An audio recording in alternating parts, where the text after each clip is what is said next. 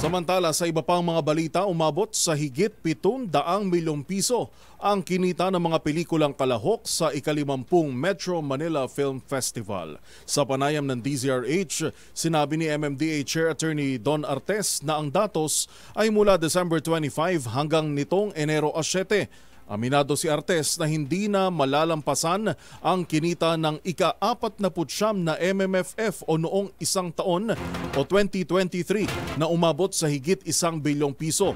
Hinala ng MMDA Chairman posibleng dahil ito sa mga pelikulang nag-hit noong isang taon, kagaya ng Hello Love Again na kumita ng 1.4 bilyong piso.